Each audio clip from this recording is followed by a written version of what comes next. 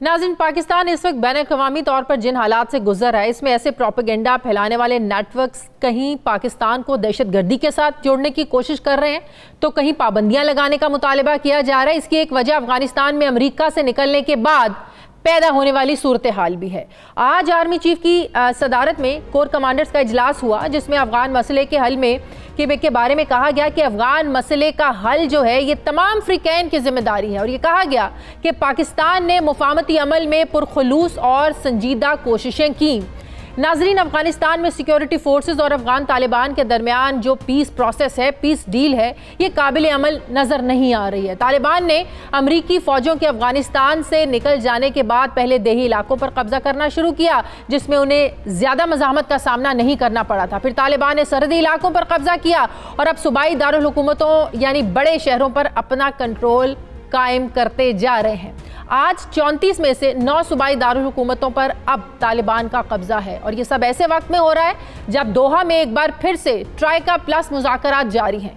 एक तरफ अमन के लिए बातचीत जारी है तो दूसरी तरफ खौफनाक जंग की खबरें भी मिल रही हैं। जैसे जैसे तालिबान बड़े शहरों का रुख कर रहे हैं, उसी तरह अफगान फोर्सेस की मज़ामत भी अब बढ़ती जा रही है। सदर अशरफ गनी ने सिर्फ 20 दिन बाद ही अपने आर्मी चीफ को बदल दिया। जनरल हैबतुल्लाह अली ज़ई को अफगान फौज का नया चीफ लगाया गया है। अफगानिस्तान में तशद्दुद की नई लहर की वजह से 21 जून को ही अफगान सदर ने जनरल वली मोहम्मद अहमद ज़ई को नया चीफ ऑफ आर्मी स्टाफ तैनात किया था, जिन्हें बरतरफ करने की जो वजह थी वो ये थी कि तालिबान की पेशकदमी को रोकने में वो नाकाम थे। तालिबान को रोकने के लिए अमेरिका ने 52B जैसे खतरनाक बमबार तैयारों के जरिए अफगानिस्तान के कई इलाकों में बमबारी की, जिन्हें कतर में अमरीकी फौजी अड्डे से उड़ाया जा रहा है। नाज़रीन, सूरत हाल किस तरफ जा रही है, इस पर मैं बात करूंगी। जो इन उमूर पर गहरी नजर रखते हैं, सलीम साफ़ी साहब, सीनियर सहाफ़ी तज्ज़ियाकार, मुझे ज्वाइन कर रहे हैं। अस्सलाम वालेकुम, बहुत बहुत शुक्रिया साफ़ी साहब आपका। साफ़ी साहब, अफगानिस्तान में सूरत हाल मुसलसल बिगड़ रही है। अफगानिस्तान की हुकूमत पाकिस्तान पर मुसलसल इल्ज़ाम लगा रही है। पेंटागन के प्रेस सेक्रेटरी ने भी इल्ज़ाम लगाया कि पाकिस्तान और अफगानिस्तान की सरहद पर जो मौजूदा दहशतगर्दों की जो पनाहगाहें हैं, अफगानिस्तान में अदम इस्तेहकाम इसी वजह से बढ़ता जा रहा है, अफगानिस्तान की हुकूमत कह रही है। फिर तालिबान, तहरीक तालिबान की धमकियां हैं। साफ़ी साहब, ये सूरत हाल पाकिस्तान के लिए कितनी गंभीर हो सकती है? देखिए, पाकिस्तान के लिए तो कई हवालों से गंभीर है। एक तो ये है कि वहाँ पे अफगानिस्तान में अगर हालात ख़राब होंगे तो रिफ्यूजीज़ भी इधर आएंगे। दूसरा जो उससे भी बड़ा ज़्यादा ख़तरा है वो ये कि हम तो सालों से ये अर्ज़ करते रहे कि TTP और TTA बुनियादी तौर पर एक ही सिक्के के दो रुख हैं, लेकिन पिछले 16-17 साल में इस बयानिए को तस्लीम नहीं किया गया और हमारी रियासत हमें इससे उलट पट्टी पढ़ाती रही। लेकिन अब तो रियासत भी ये मान गई है और ये ऑब्वियस है कि उधर अगर तालिबान ताकत के बल पे इक़्तिदार में लेते हैं तो यहाँ पे भी TTP की सरगर्मियाँ बढ़ेंगी और बढ़ेंगी नहीं बल्कि बढ़ चुकी हैं। तो सबसे ज़्यादा एक बड़ा चैलेंज तो पाकिस्तान के लिए ये सामने आएगा।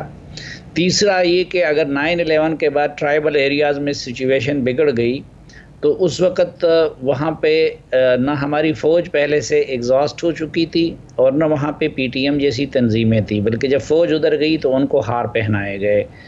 अब के बार जो है वो पहले से वो वाले मसाइल भी हैं। तीसरा फिर ये कि अगर TTP की असल क़ुव्वत उस वक़्त तोड़ी थी तो वो अमेरिकन ड्रोन ने तोड़ी थी, क्योंकि बैतुल्लाह मसूद, नेक मोहम्मद, हकीमुल्लाह मसूद, मुल्ला फजलुल्लाह, कारी हुसैन, ये सब लोग अमेरिकी ड्रोन हमलों में निशाना बनाए गए थे। अब तो हमें वो सपोर्ट भी हासिल नहीं होगा, बल्कि ये ज़्यादा इम्कान है कि अमेरिकी शायद इस पर खुश होंगे। तो इस लिहाज से अगर आप देखा जाए तो पाकिस्तान के लिए एक तो ये मुश्किलात होंगी, दूसरी तरफ ब्लंडर्स अमेरिका ने भी किए हैं और ये जो हालिया सूरत हाल है ये तो अमेरिका के कतर डील का नतीजा है। लेकिन जाहिर है कि वो कुर्बानी का बकरा पाकिस्तान को बनाना चाहेंगे।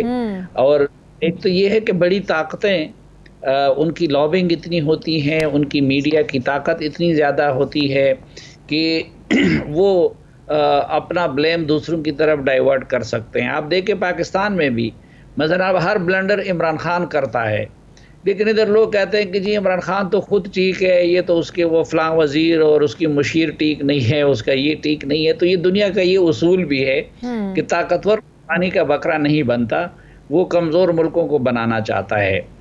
अच्छा, फिर ये देखें कि उधर भी ब्लंडर अशरफ गनी ने खुद किया है, क्योंकि जब ओबामा ये काम करना चाह रहा था कतर में, जब उन्होंने तालिबान के साथ मुज़ाकरात की कोशिश की और उनको दफ्तर दे दिया, तो हामिद करज़ई ने उस वक़्त कहा कि ओवर माई डेड बॉडी, और वो कहा कि ये तो आप मेरी हुकूमत की पोजीशन को तबाह कर रहे हैं। उसने कतर के सफ़ीर को भेजा और निकाल दिया और अपने सफ़ीर को वहाँ से बुला लिया।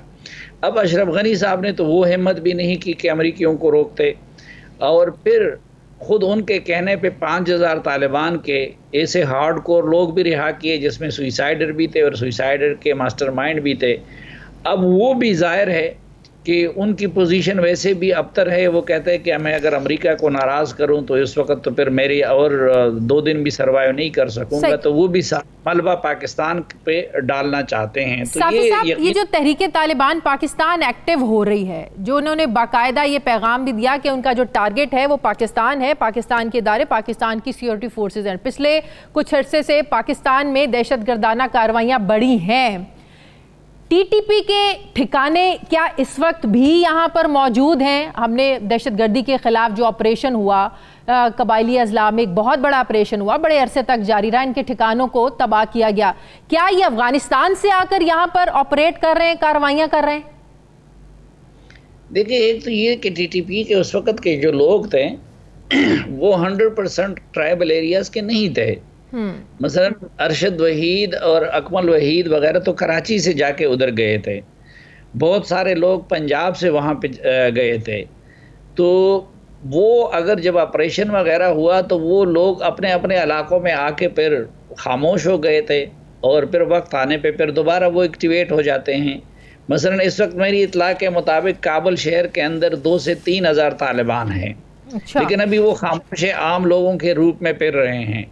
जब तालिबान काबुल में कार्रवाई करना चाहेंगे तो वो सारे उसके साथ एक्टिव हो जाएंगे। अच्छा। तो अगर लीडरशिप की बात है तो लीडरशिप तो टीटीपी की वो अफगानिस्तान में होती है, और बहुत सारे उनके एक्टिव लोग भी अफगानिस्तान में हैं। लेकिन अफगान तालिबान तो इस बात को इंश्योर करवा रहे हैं, पूरी दुनिया को बता रहे हैं। सोहेल शाहीन साहब भी चंद रोज पहले मेरे साथ प्रोग्राम में थे, उन्होंने ये बात की, आपके प्रोग्राम में भी की, कि हम अपनी सरजमीन को किसी दूसरे मुल्क के खिलाफ इस्तेमाल नहीं होने देंगे। अगर टीटीपी वहां बैठकर पाकिस्तान के खिलाफ दहशतगर्दाना कार्रवाइयां करती हैं तो ये तो फिर उनके बयान की नफी हुई। कैसे फिर वो सिक्योर करेंगे दूसरी ममालिक को? देखें, अब पहली बात तो ये है कि आगे जाके फिर क्या होता है वो तो आने वाला वक्त बताएगा। अब तालिबान की जो पिछली हुकूमत थी तो उसमें लश्करी जंगवी के जो उस वक़्त के सरबराह थे रियाज बसरा, उन पे इल्ज़ाम था कि उन्होंने मियां नवाज शरीफ जो उस वक्त पाकिस्तान के प्राइम मिनिस्टर थे उनको मारने के लिए बम रखा था, और पाकिस्तान के वज़ीर ख़ारजा ने उनसे रिक्वेस्ट की ख़ुद जाके सरताज अजीज़ साहब ने, लेकिन तालिबान ने उनको हवाले करने से इनकार किया था। दूसरा, एक कॉमन सेंस की बात होती है, इतने बड़े फ़लसफ़े की मेरे ख्याल में इसके लिए ज़रूरत नहीं है कि अगर इंडिया में या श्रीलंका या किसी और मुल्क में एक ऐसी क़ुव्वत हो जो मेरी तरह सोचती हो, जिनका नज़रिया मेरी तरह हो, जिनके क़िताल का, जिहाद का, मुर्तद का, बॉर्डर का, इन सारी चीज़ों का मेरी तरह हो, और फिर वो मेरे अमीरुल मोमिनीन को अपना अमीरुल मोमिनीन मानते हो, तो मैं क्या उनको कमज़ोर करना चाहूँगा या मैं उनको ताकतवर करना चाहूँगा? ये एक सवाल है जो हमें इन लोगों पे छोड़ना चाहिए कि भाई जो हमारे फैसल असास हैं। सही। एक आखिरी सवाल, अफगानिस्तान पाकिस्तान की कोशिशों को शक की निगाह से क्यों देख रहा है? आज भी ये बात हुई कि पाकिस्तान ने हमेशा संजीदा कोशिशें की हैं, और पिछले कुछ सालों से, पिछले खास 1 साल से हम देख रहे हैं कि पाकिस्तान पीस प्रोसेस में कितना अहम रोल प्ले कर रहा है, संजीदा कोशिशें। क्या कुछ माजी के इसमें वाक़यात हैं, तजुर्बात हैं अफ़गान हुकूमत के, जैसे मुल्ला अख्तर मंसूर जो कहा गया पाकिस्तानी सरजमीन पर मारे गए, उस वजह से बड़ा एक अदम एतमाद भी बढ़ा, कि ऐसे कुछ वाक़यात हैं कि आज तक पाकिस्तान की कोशिशों को संजीदा तरीके से देखा ही नहीं जा रहा? देखिए, इसमें कोई शक नहीं कि पिछले साल के दौरान बहुत बड़ी कोशिशें की गई। आर्मी चीफ ने, DGISI ने, जो अफ़गानिस्तान के लिए पाकिस्तान के स्पेशल एनवॉय है सादिक खान ने, तालिबान को समझाने बुझाने की भी, उन पे दबाव डालने की भी, हर तरीके से, यानी हर तरीका आजमाया गया। और ये सिर्फ अफ़गानिस्तान की नहीं, बल्कि चूंकि पाकिस्तान के अंदर ये रियलाइजेशन हो चुकी है कि अफ़गानिस्तान में जंग या तालिबान का बज़ोर ताकत काबुल पे कब्ज़ा, उसका सबसे ज़्यादा नुकसान पाकिस्तान को होगा। TTP की री एमरजेंस की सूरत में भी दुनिया की तरफ से इल्ज़ामात की, क्योंकि उधर अमेरिका को अपनी सिविल सोसाइटी और कांग्रेस और मीडिया की तरफ से तनकीद का सामना करना पड़ेगा कि ये आप लोग अफ़गानिस्तान को तबाही के सपुर्द करके आ गए, तो वो मलबा पाकिस्तान पे डालेंगे। यही नेटो के ममालिक और यूरोप का भी है। इकनॉमिक इस वक्त हमारे हालात भी ख़राब हैं और हमें उनकी ज़रूरत भी है। तो उससे बचने के लिए भी पाकिस्तान ने ये हर तरीका इस्तेमाल किया, हर हरबा इस्तेमाल किया, और आज भी इस्तेमाल कर रहे हैं कि अफ़गानिस्तान के मसले में कोई पीसफुल सेटलमेंट निकले। लेकिन याद माजी जो है वो आज़ाद है, और माजी में हमारा किरदार, क्योंकि अफ़गान इसलिए उस पर यकीन करने को तैयार नहीं है कि एक तो ये देखते हैं कि माजी में दुनिया में सिर्फ 3 ममालिक थे जिन्होंने तालिबान की हुकूमत को तस्लीम किया था, उसमें एक पाकिस्तान था। फिर यहाँ से मुल्ला अख्तर मंसूर का यहाँ पे मारा जाना, फिर इस तालिबान के इसी मुल्ला बिरादर को ये पाकिस्तान में गिरफ्तार हुए थे, उस्ताद यासिर यहाँ पे गिरफ्तार हुए थे, बाकी सब कुछ था। तो वो माजी से इस वक्त वो को तैयार नहीं है, और माजी में जो हमारा किरदार था उसकी वजह से आज पाकिस्तान के उस पॉजिटिव किरदार को भी तस्लीम नहीं लिया जा रहा।